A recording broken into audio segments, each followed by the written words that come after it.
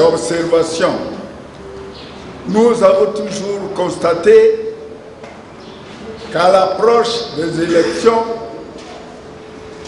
on parle de la révision constitutionnelle. Ce qui nous étonne. Pourquoi dans d'autres pays, on ne voit pas ça? J'ai terminé. Vous êtes non seulement un grand observateur, un bon. Ici, chaque fois qu'il y a élection, c'est vrai, on assiste à des vérités révisionnistes. En 2006, le président Kabila est élu, son challenger Jean-Pierre Bemba a reconnu la victoire du président Kabila. C'est une histoire, c'est vrai. 2011, à la veille des élections, révision constitutionnelle. Le président ne sera plus élu à la suite d'une élection à 2 tours, à la suite d'une élection à 1 tour. Mpaka et Mbanga, cette révision nous a foutu dans la merde. Elle nous a créé des problèmes. C'est à cause d'elle que nous n'avons pas de députés provinciaux. Parce qu'il était des traditions que l'élection de députés provinciaux se fasse le même jour que l'élection du président de la République au 2e tour. Si on avait laissé nos 2 tours, on aurait eu nos députés provinciaux, on aurait eu nos sénateurs, on aurait eu des gouverneurs. Aujourd'hui, les gouverneurs qui sont là, tous, aucun n'a une quelconque légitimité. Aucun. Les assemblées provinciales, dans aucune province, à l'Équateur, c'est la bagarre tous les jours. J'ai vu encore à l'internet hier les policiers en train de s'apprendre aux députés provinciaux à l'Équateur. Les policiers en train de tabasser. C'est quel pays? Quel pays? Et si on n'avait pas fait cette révision, on aurait réglé le problème de légitimité dans toutes les assemblées provinciales. On aurait eu un nouveau Sénat. Nous avons un Parlement avec 2 chambres.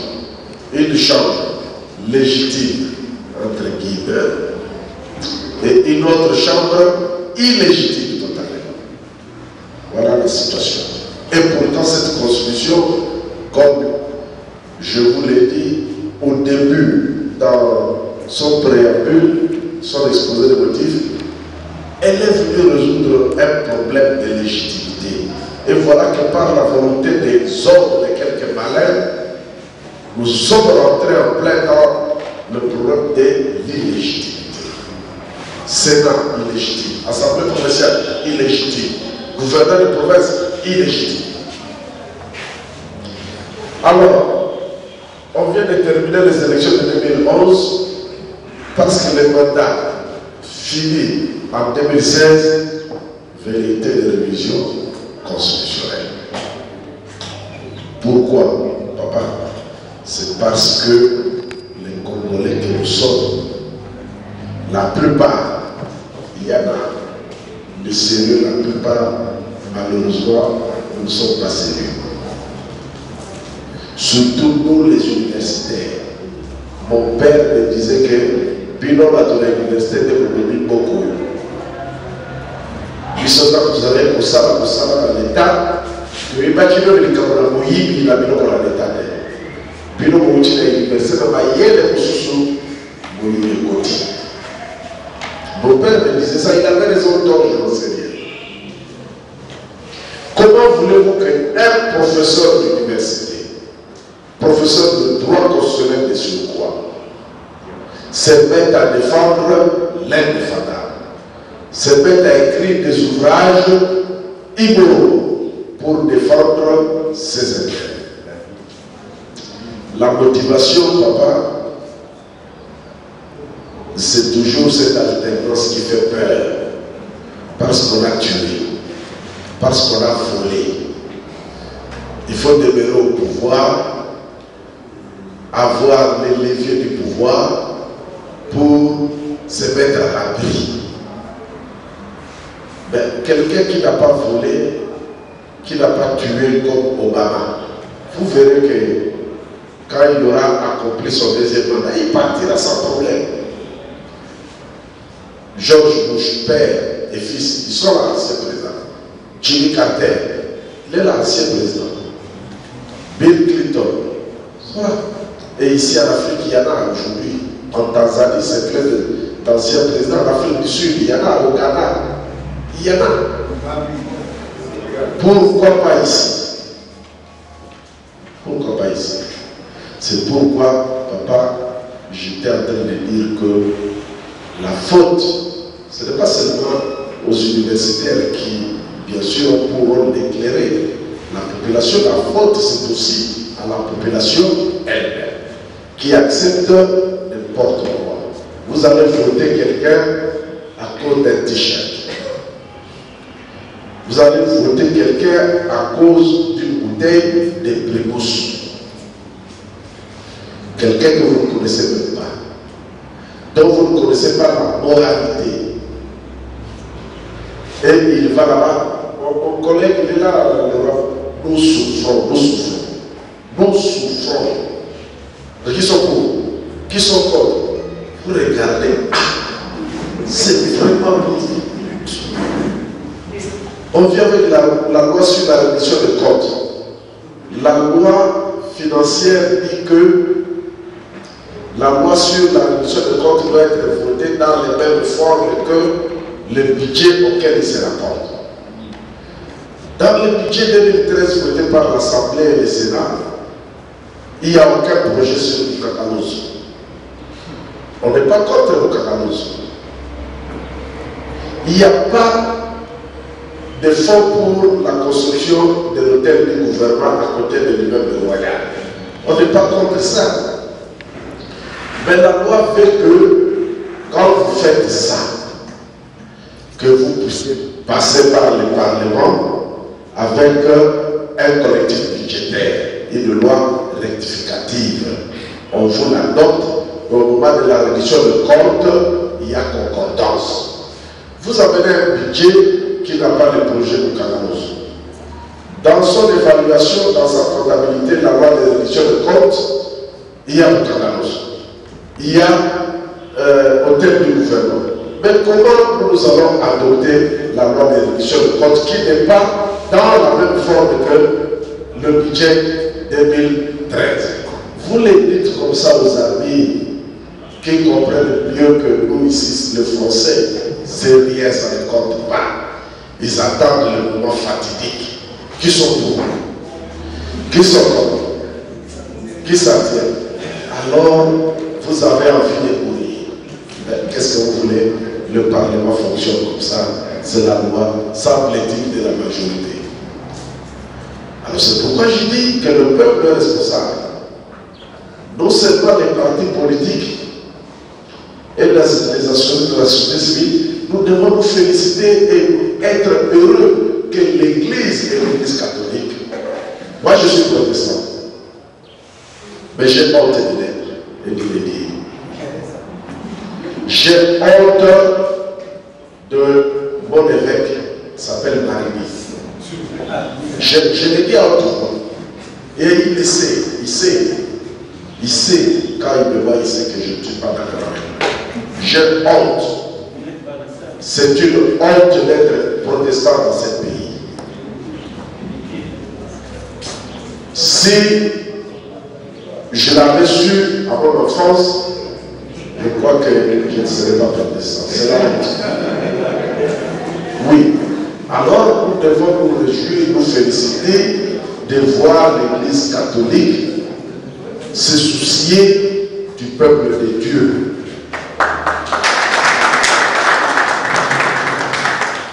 Un homme ou une femme affamée, vous ne devez pas vous soucier de lui.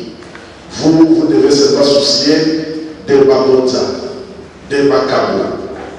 Bon, tu as 10 $, bah, tu as 15 $. Maintenant, bah, tu as 30, bah, tu as 50. Mais les autres qui sont là affamés, vous ne vous souciez pas. Il est malade, le fidèle, il ne sait pas aller se faire soigner. Ce n'est pas le souci du pasteur. C'est ça la différence entre l'église catholique et les autres églises, pire encore de nos pays. C'est ça la différence. L'église, moi je crois, je ne suis pas prêtre ni pasteur, l'église doit se soucier de la condition de vie du peuple que Jésus a confié entre ses mains. Quand il revient aujourd'hui, il va demander au révérend Père comment se trouve mon peuple, dans quel état entre vos mains. C'est l'État qui doit nous nourrir, qui doit nous garantir notre sécurité. Quand je dis nous nourrir, ça ne veut pas dire que nous sommes là en train de tourner le pouce bien pour distribuer. Non, c'est-à-dire créer les conditions de travail pour chacun. C'est l'État. C'est l'État. Je l'ai dit hier au ministre de l'Intérieur, au gouverneur Kibouta et au général Kanyama. Vous croyez que c'est par plaisir qu'une maman vient se mettre dans un coin de rue pour vendre des cacahuètes dont le capital ne dépasse pas 5 $ du matin au soir? Vous croyez vraiment que c'est par plaisir pour envoyer vos policiers venir casser, taper la maman, prendre son capital? Vous croyez que l'État n'a pas une part de responsabilité dans cette situation? C'est à cause de vous que la maman est dans un coin de rue. Je leur ai dit ça hier au capitaine du fleuve. À cause de vous. Mais pourquoi les enfants sont devenus des pauvres? Est-ce que l'État n'a aucune part de responsabilité? Mais c'est le même État qui vient encore les tuer, sans sommation. Nous devons nous assumer, tel que l'a dit le collègue Bampoliki. Si nous ratons cette fois-ci, j'ai dit que nous sommes à la croisée des chemins. Si nous le laissons faire, alors je crois que pour les gens qui ont au moins mon âge, donc à partir de mon âge jusqu'à plus, nous pouvons chacun aller creuser sa tombe et nous mettre là-dedans et laisser tomber. C'est fini. Voilà, merci. Moi, ce qui se passe au Burkina Faso, ça a été dénoncé et décrié par l'Église catholique.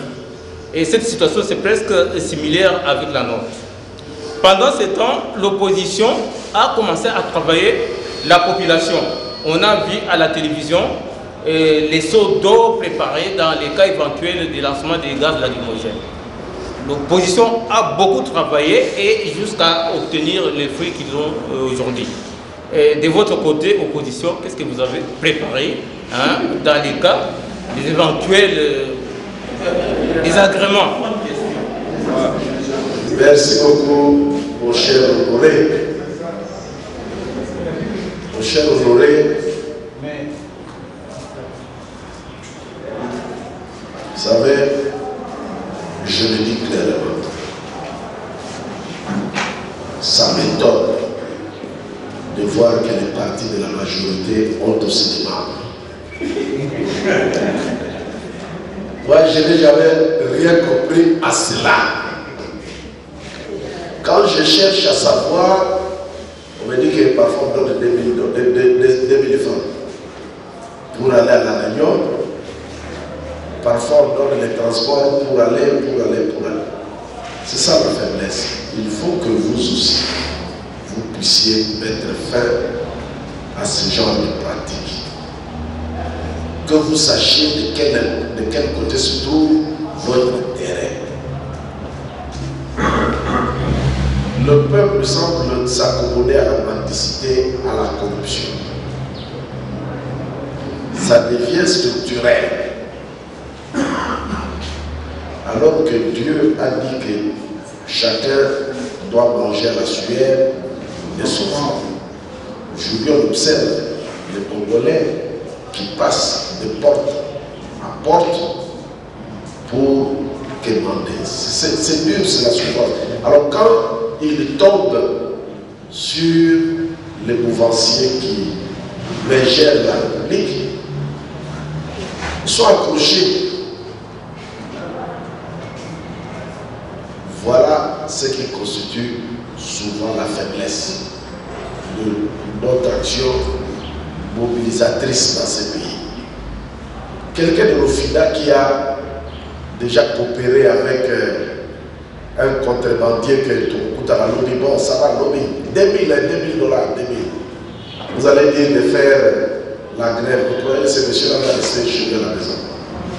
Il va aller, il a une promesse de 2000 $, il voit sa poche, il ne voit pas l'intérêt de tout le monde. C'est la corruption. Mais la corruption ne profite pas à tout le monde, elle tue la société. J'aimerais que la commission puisse aussi plancher sur ce thème-là de la corruption comme cancer de la société. Aujourd'hui, même le roulage, personne ne s'en cache. Au vu, moi tel que je suis ici, je ne sais pas donner l'argent à quelqu'un quand une autre personne me regarde. Je ne peux pas. Ma main ne va pas entrer dans ma poche. Non, non. Ça c'est d'ordre catimini. Il ne faut pas que l'autre sache que moi je vous aime. Aujourd'hui c'est une fierté orgueil. Des gens, tout le monde voit, donne, continue. Non, non. Ça ce n'est pas une bonne société. Moi je me réjouis personnellement en tant que membre d'un parti politique de l'opposition qu'aujourd'hui, enfin,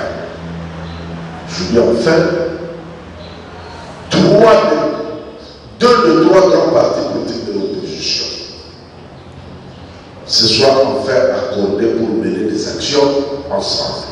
Il s'agit de l'UDPS et de l'UNC. Mais vous trouverez au sein de l'UDPS des gens qui vont continuer à tirer à boulet rouge. Oh non, pourquoi vous êtes allé avec l'UNC? Oh, par contre, vous n'êtes pas dedans, et pas dehors.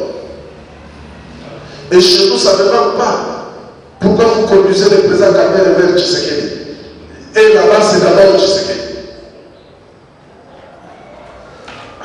Où est-ce que nous plaçons l'intérêt supérieur de la nation? Nous nous disons non. Je viens de laisser mon grand frère Toutouarem Baya. Il est ici avec vous, à la cité verte ici. Il est en train de rédiger la déclaration que nous ferons le lundi. En train de rédiger. Et nous serons là avec l'UDPS. Malgré les critiques, il faut encourager au niveau des partis politiques que les partis significatifs se retrouvent. Moi, j'ai toujours dit qu'il nous manque dans cette puzzle-là les MLC. Il faut que le MLC vienne. Mais en l'absence de son leader, le sénateur Jean-Pierre Bemba, le MLC aujourd'hui, c'est difficile. Il y a des gens qui sont encore accrochés à l'idéal comme l'honorable Alexis Lenga. Mais dans la structure du parti, il pèse quoi? Quand on dit consultation nationale pour sortir un gouvernement, les gens, ce n'est pas un parti comme les médecins qui devraient accourir à ce genre de gouvernement. Et il est où ce gouvernement? Il est où? Un an. Il est où? Je peux vous rassurer qu'il y a un embryon significatif. L'UDPS et l'UNC travaillent ensemble avec d'autres partis alliés comme l'UDEMO, comme les RCD KML et tant d'autres. Il y a déjà un embryon. C'est cet embryon-là qui avait organisé le meeting le 4 août en Chili, après lequel meeting on a arrêté notre secrétaire général, l'honorable Wangaki, Koupi ici à Makar. Il n'a rien fait. Alors, il faut soutenir cet embryon. Le 29 de ce mois, nous aurons une marche. ferons une marche pour dire non, pour dire touche pas à la Constitution. Le 29 de ce mois, nous avons projeté une marche. Il faut encourager. Mais les stratégies ont été vues du parc public. Mais soyez déjà heureux que nous travaillons ensemble. L'UDPS a passé un moment où elle travaillait avec des partis mallettes, des partis qui n'avaient même pas de siège, qui n'avaient pas de représentation, déjà pas à Kinshasa, ne parlons pas de l'intérieur. Et ces gens empêchaient, toujours, ils étaient là à faire de sorte que le président Tshisekedi ne se rapproche pas des partis significatifs. Alors qu'eux n'ont rien à apporter au président Tshisekedi. Vraiment rien. Aujourd'hui, je crois que la direction de l'UDPS l'a compris. Et quand nous faisons nos meetings, ils l'ont réparé. Et même, nous avons marché ici. Et cela a suffi pour recréer la confiance. Malgré ceux qui disent n'importe quoi de part et d'autre, les deux directions politiques sont décidées d'aller de l'avant. Merci de nous encourager. Merci. Notre constitution a 8 ans. Je voudrais vous poser la question, comment est-ce qu'on peut appeler cette constitution ou les articles qui ne sont pas mis en application? Par exemple, l'article 2, la République démocratique du Congo est composée de la ville de Kinshasa et de 25 provinces, dotées d'une personnalité juridique. Et l'article 43, l'enseignement primaire est obligatoire et gratuit dans les établissements publics. Mais on ne met pas ça en application. Comment on peut appeler cette constitution où il y a des articles qu'on n'a pas mis en application? Merci. Merci pour cette question qui nous répète dans le débat. Une constitution, mon cher ami, c'est un ensemble de dispositions qu'il faut mettre en œuvre. Mais la mise en œuvre, ce n'est pas une question d'un jour, c'est une question de volonté politique. Il faut rechercher si cette volonté existe. Alors, dans la présentation, on vous a dit que je suis président de la commission permanente aménagement du territoire et infrastructure de l'Assemblée nationale. Ma commission et la commission PAJ, nous avons examiné le projet de loi portant limite des provinces. C'est cette loi-là et celle de la mise en œuvre, de la programmation de la mise en œuvre. Ce sont les deux lois qui manquent pour que l'article 2 soit mis en application. Nous avons terminé l'examen de ces deux lois. Nous avons transmis le rapport au bureau de l'Assemblée nationale, les deux commissions, depuis la fin de la session passée. Nous attendons. Nous avons l'impression que pour que la matière soit fixée en plénière, on a l'impression que notre président a quelqu'un qu'il va voir à chaque fois. Bon, je ne sais pas qui il va voir. On a l'impression qu'il va voir quelqu'un qui lui dit ça peut passer. Ça peut attendre encore. Je crois qu'on est dans cette situation. J'étais avec le président, on a eu d'accord cette semaine, qui m'a dit que cette loi sera soumise à l'examen cette semaine-ci. Attendons voir. Parce que je reviens d'une mission de Bruxelles. Nous allons au musée Telveren pour voir les vieux textes juridiques sur ces districts qui sont devenus des provinces. Arrivé là-bas, j'ai plutôt vu que le Belge a déjà les cartes pour toutes nos provinces. Le Belge a déjà fait ça. J'ai amené quelques-unes. J'ai vu que le Belge a sorti pour chacune de nos provinces là une monographie. Un livre comme ça de 500 pages pour chacune de nos provinces. Pas 500 pages pour toutes les provinces. Province de Sud-Oubangi, 500 pages. Province de Congo, 500 pages. Moi, ils m'ont donné pour Congo et Otolé. J'ai ça à la maison. J'ai montré ça au président Mina. Il était aussi étonné comme moi. Vous parlez avec des gens qui vous connaissent plus que vous-même. Mais il faut faire attention. Mon frère, j'ai failli tomber à l'envers ce jour-là. C'était le vendredi 14 novembre. J'étais au musée d'Herviret avec M. Bivry. Il y avait des cas. Et ça, c'est quoi bon? C'est déjà ça. Mais nous avons notre institut géographique ici sur le boulevard du 30 jours. Il y a des cadres, ne sont pas des cadres qui manquent. Aucun moyen. Aucun moyen. Les gens de là-bas disent que nos Colombes, c'est avec eux, c'est leur chef. Les autres disent non, Colombes est très riche, il faut partager, diviser entre 3 districts. Il y a beaucoup de gens. Au Kassai, ça ne parle pas. Il y en a qui disent, mais nous sommes de Balouba, pourquoi vous nous mettez à Kabila avec les maçons? Mais c'est comme ça aujourd'hui là. Comment on va résoudre tous ces problèmes?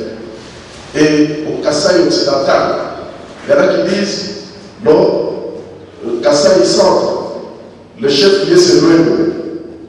Aujourd'hui c'est Louémo. Il y en a qui disent, non, Louémo c'est distant, il n'y a rien, aucune infrastructure, ça doit être Chicago. Là aussi, il va y avoir des bagarres. Quand vous ouvrez ces problèmes-là, vous ouvrez parfois le boîte à Pandore, sans le savoir. Mais il n'y a pas de problème insurmontable. L'essentiel, c'est de commencer. Mais sinon, le projet de loi est terminé au niveau de la commission. Nous attendons que le bureau fixe pour qu'on y aille. Peut-être qu'on va résoudre tout ce problème-là facilement. Et la deuxième loi, c'est la programmation de la mise en œuvre. La qualité de l'enseignement, oui, c'est vrai, c'est un vrai problème. Mais j'ai la joie de vous dire que moi, ici, j'ai fait une proposition de loi sur le financement de l'enseignement. Ce qui manque, c'est de remplacer la contribution des parents par quelque chose. Il ne suffit pas de dire que l'enseignement devient gratuit, les parents ne payent plus. Mais on remplace le paiement des parents par quoi? Il faut répondre à cette question. Les frais de fonctionnement, tout ça. Il faut répondre. Moi, j'ai fait une proposition de loi. J'ai encore une séance avec le bureau du président pour, je crois, la dernière, pour mettre d'accord. En fait, moi, je dis que le parent doit continuer à soutenir l'enseignement, mais sous une forme diffuse. Lorsque vous payez votre bouteille d'eau, là-dedans, il doit y avoir une quote-part qui finance l'enseignement. Lorsque vous buvez votre primousse, il doit y avoir, dans les prix là, vous avez déjà payé. Lorsqu'on importe ceci, on importe cela, lorsqu'on fait telle opération, nous mettons un pourcentage qui doit aller à l'enseignement. Il faut une caisse nationale de financement de l'enseignement qui doit recueillir tout cet argent. Cet argent va servir à la paie des enseignants, à remplacer la contribution des parents, aux achats de matériel didactique et à la construction et réflexion des infrastructures. J'ai fait cette loi, cette proposition de loi. Le moment venu, vous en entendrez parler. Je suis en train d'en débattre, d'en discuter avec. C'est déjà très bien, d'après les conseillers du président de l'Assemblée nationale. Et on ne serait pas Makala. Quand on a su qu'on attendait que son pardon, et moi je suis l'un de ses avocats. Ils ont dit, je n'ai plus besoin d'avocat. Il fallait être là. C'était émouvant ce jour-là. Et Wanga se lève, il dit, moi, je suis monsieur Ewanga, Issé Wanga, Jean Bertrand, citoyen congolais. J'ai exercé de hautes responsabilités dans ce pays. Alors, on doit arrêter ces choses. La décision de ma condamnation a été prise aux États-Unis d'Amérique. Monsieur le Président, appelez votre cabinet. Qu'on me prenne, qu'on me mette à Makala tout de suite. Mes avocats ne peuvent plus parler. Moi aussi, je ne parlais pas. Telle est votre décision, le jugement est là derrière. Allez le chercher et venez lire. Arrêtez de nous distraire. C'était comme ça. Il dit, je suis prêt à aller à Makala. Quand il a su qu'il devait demander pardon au micro de la Cour suprême de la justice. Le message lui est arrivé comme ça, j'étais là.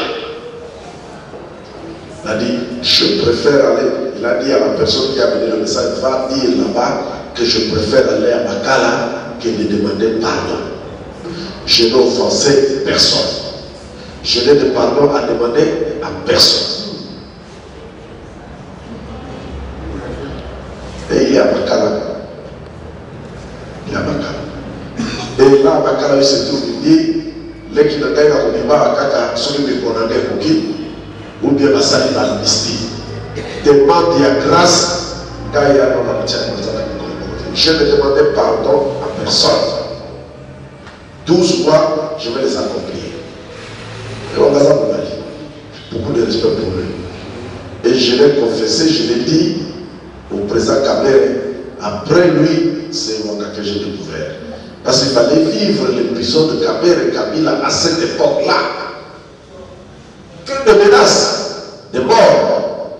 Si je ne reçois pas sa lettre de pardon, sa lettre de démission, avant minuit, je vais l'anéantir. Kabere dit, moi je vais démissionner seulement au retour de l'Assemblée nationale des vacances parlementaires.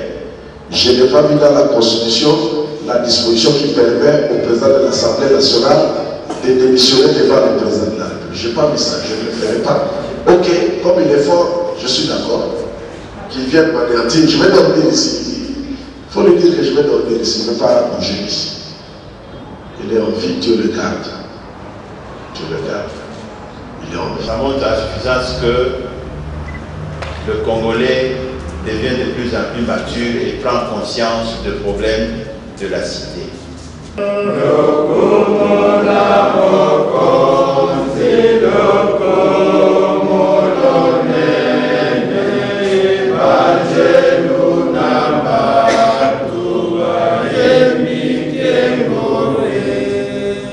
C'est l'honorable Jean-Marie Bamporiki Manegabe. Je suis élu du territoire de Kabare au Sud Kivu. Je suis président du groupe parlementaire UNC et allié à l'Assemblée nationale.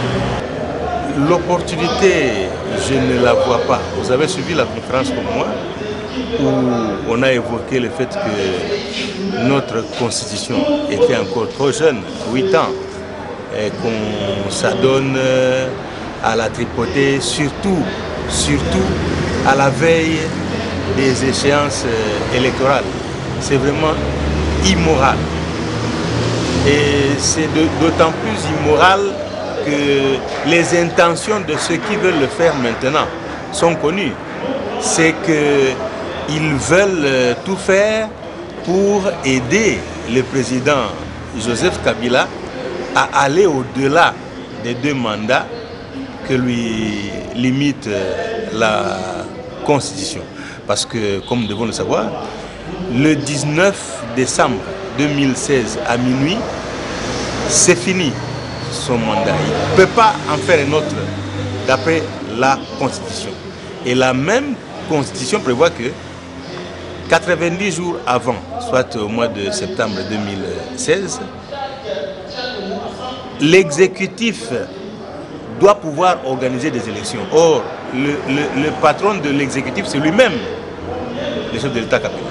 Donc, il doit pouvoir organiser des élections pour que le 19 décembre 2016, nous ayons déjà un président élu avec lequel il va faire la remise et reprise. Voilà ce que prévoit la Constitution.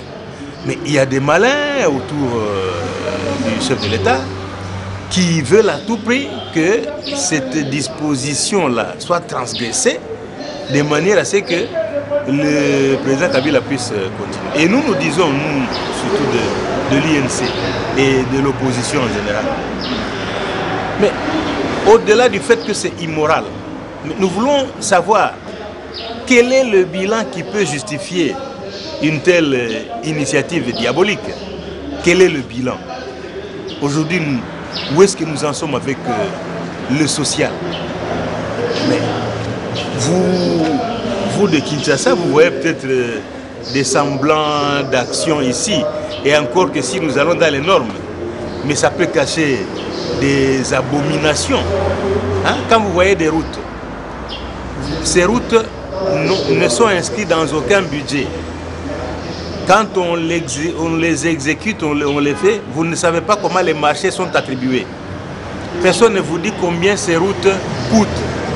Donc, vous pouvez par exemple avoir une route Tronçon-Mitendi-Ipen qui peut vous coûter des centaines d'écoles, des centaines d'hôpitaux dans la même route.